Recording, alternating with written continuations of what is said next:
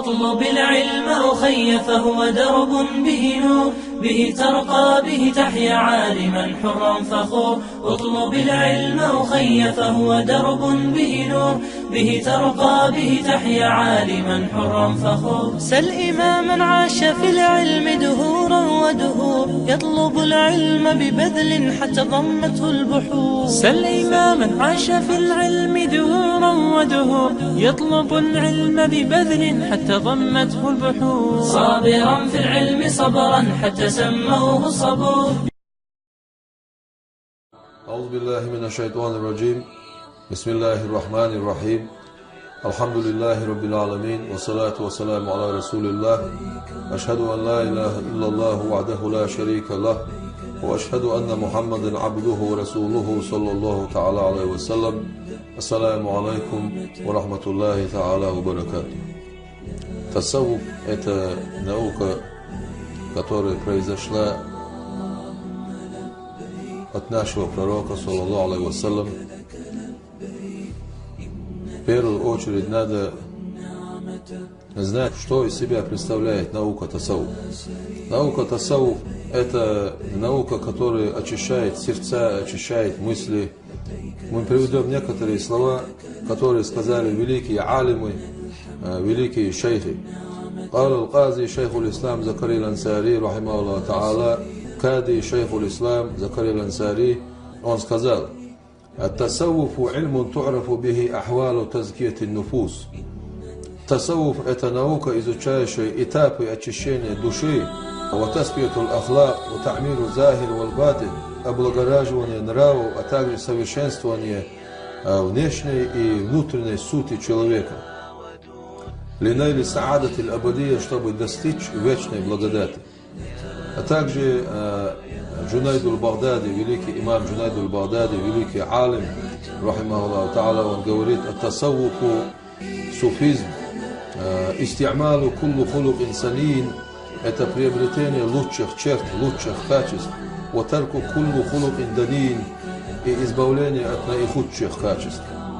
Абу Хасан аш-Шазали, рахимахуллаху та'аля, он сказал: наука тасаввуф, наука суфизма, тадрибу нафс аля аль-убудияти ва раддуха ли ахками рубубияти, преследует цель воспитания сердца человека и очищения его от всего, что отвращает его от Аллаха.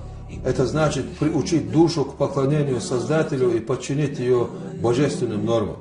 Рахимахуллаху та'аля, великий алим Ибн Уджайба, он говорит: «Хуа ильмун ю'рафу бихи кайфияту ссулук иля хазрати малики аль-мулук».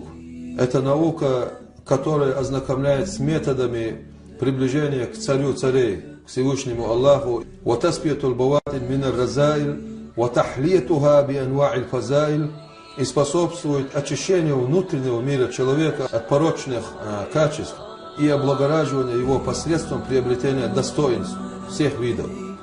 «Ва-аввулуху ильмун», его начало – это наука, это знание. «Ва-вастуху амалун», его средняя часть тасаввуфа – это благие деяния. «Ва-ахируху хибатун», его конечная часть – это дар Всевышнего Аллаха.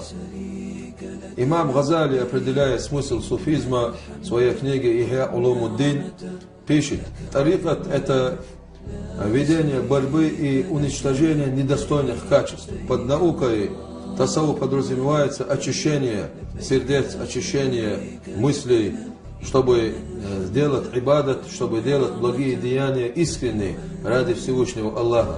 Потому что тасаввуф, он исходит от ступени ихсан, от макама ихсан.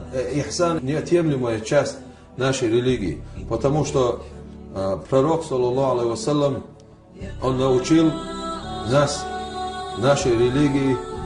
Что же касается истории возникновения суфизма, согласно аль-Хафиз Мухаммад Сиддик аль-Гимари, ему был задан такой вопрос: кто же является первым основоположником суфизма?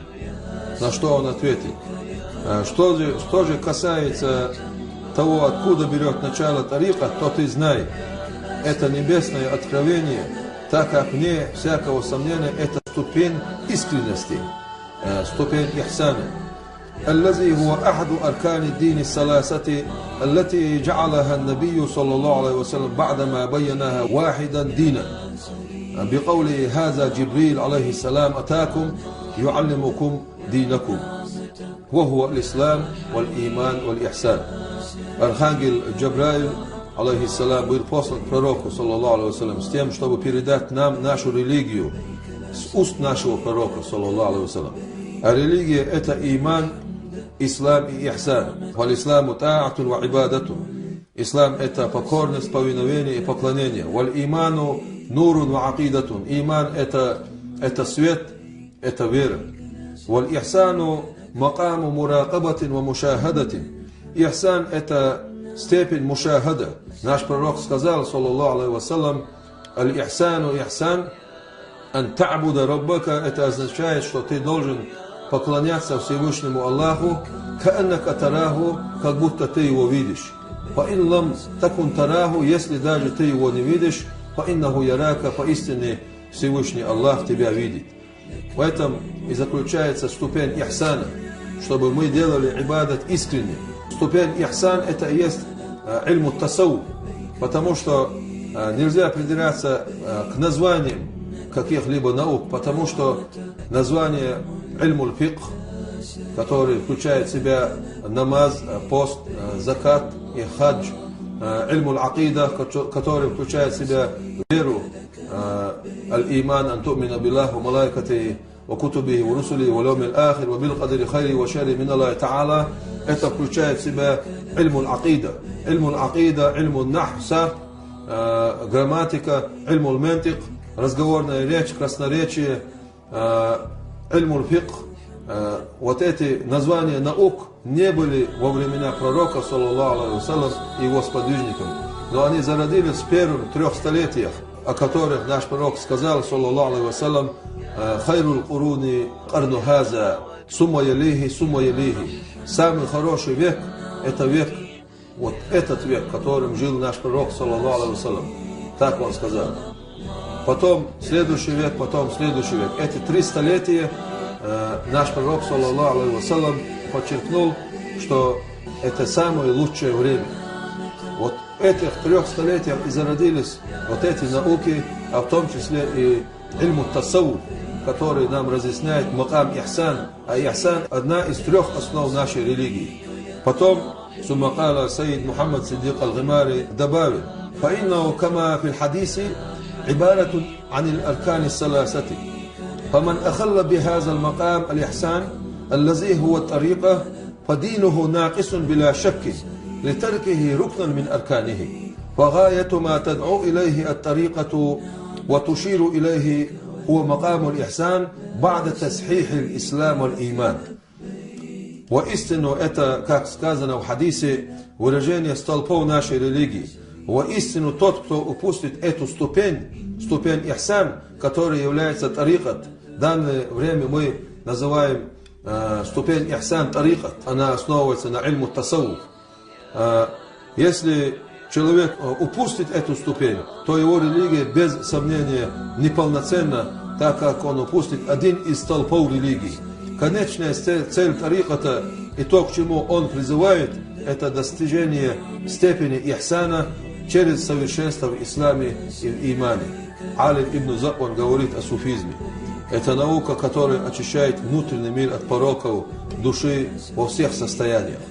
Объясняя эти слова, великий ученый Аль-Манджури отметил, суфизм исследует способы очищения внутреннего мира человека от болезней сердца, таких как злоба, зависть, обман, гордыня, лживое благочестие, ненависть, алчность, скупость и так далее. Суфизм обнажает пороки и указывает на пути избавления от них. Эта наука помогает душе преодолеть препятствия путем избавления ее от болезней души и дурных качеств, таким образом приводя к освобождению сердца от всего, кроме Аллаха, и к украшению его поминанием великого Творца, то есть украшение его зикруллах. Мы немного разъяснили, что под собой подразумевает наука тасауф, а что из себя представляет само слово тасауф, откуда оно произошло, почему именно науку ихсана назвали тасауфан. И людей, которые придерживаются этому, называют суфистами, суфию. Почему? Потому что большинство алимов этих 3 столетий, они признали и назвали ее ильму тасауф. Это не мы ее назвали, а в первых 3 столетиях это великие таби'ин и большие алимы, шейхи, они назвали эту науку наукой тасауфа. И привели много вариантов, почему эту науку так назвали. Мы приведем несколько из них. Некоторые утверждают, что это произошло от слова суфа, то есть шерстинка. Лианна суфия ма Аллахи та'аля касуфатиль матруха. Объяснением этого служит то, что суфи ощущает себя перед Всевышним Аллахом подобно брошенной шерстинке. Листисламихи лиллахи та'аля, потому что он беспрекословно повинуется Всевышнему Аллаху. Амину манкал, из них есть такие алимы, которые утверждают, что произошло это от слова иннаху мина сифати, от слова сифат, свойство. Из джамалату иттисафут биль махасин, так как суфи воплощают в себе все наилучшие из человеческих качеств. Амину манкал, из них есть такие алимы, которые утверждают, что произошло это от слова мина сифа, то есть чистота. Хатта кала Абу аль-Фатх аль-Бусти, в этой связи Абу аль-Фатх аль-Бусти отметил: я же не отношу этот термин к какому-либо иному, кроме как человеку, очистившему внутренность. Он и есть суфи. Из них есть, которые утверждают, что произошло это слово от слова суфбат, скамья. Во время нашего пророка, саллаллаху алейхи вассалям, были люди, их называли ахлу суфбат, люди скамьи. Они были неимущие сподвижники пророка, саллаллаху алейхи вассалям, они имели только одну одежду, они все время находились в мечети нашего пророка, саллаллаху алейхи вассалям, в Мадинате, и занимались только поминанием Всевышнего Аллаха, зикруллах. И выходили из мечети только для того, чтобы совершить тахарат. Их искреннее богослужение является высшим идеалом, к которому стремились мусульмане на протяжении всей истории. Их восхваляет Всевышний Аллах в своем аяте: Бисмиллахи рахмани рахим, «Васбир напсаха ма'аллазина яд'уна раббахум билгадати валь ашийи». Так будь же ты вместе с теми людьми, которые искренне взывают Всевышнему Аллаху по утрам и по вечерам. Некоторые алимы говорят, что слово тасаввуф произошло от слова саф, первый ряд. Считалось, что суфии, проявляющие особое рвение и усердие в богоугодных делах, находятся в первом ряду из-за их приближенности ко Всевышнему Аллаху. И некоторые алимы говорят, что слово произошло от слова суф, то есть шерсть, потому что суфии надевали накидки из грубой шерсти. Это была самая дешевая одежда. Это великие алимы, великие аулия, и они отреклись от всего мирского и выбрали самую дешевую одежду. Это была, в то время это была грубая шерсть. Поэтому их назвали суфиями. Как бы там ни было, термин суфизм настолько известен, что его происхождение едва ли нуждается в исследовании. Употребление термина суфизм не исключает при этом каких-то иных названий для выражения его сущности. Нравственная, духовная сторона ислама, наука ихсан. При этом автор книги Джавхаратут Тавхид Ибрахим Баджури, он сказал: ты повелевай, одобряемое, и отделяйся от сплетен и хулы, и всяких порочных деяний, таких как самодовольство, гордыня, зависть, спор и показуха. И он продолжает: то есть ты отделяйся от всякого действия, порицаемого шариатом. Эти слова он привел к науке тасауфа. Поэтому заниматься наукой тасауфа, быть суфием, это является фарз айном, потому что мы обязаны очистить наши сердца, наши мысли от порочных качеств. Мы должны избегать грехов. К этому худжатуль ислам имам аль-Газали, он говорит сам про себя.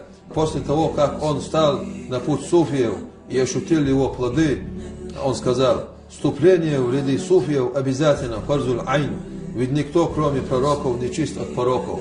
Поэтому нам нельзя отвергать эту науку. Мы должны как в наших силах придерживаться тасауфу, придерживаться тарикату, потому что религия ислам, она основана на 3 основах. Это ислам, это иман, это ихсан. А без ихсана религия будет неполноценна. Вассаламу алейкум ва рахматуллахи ва баракатух.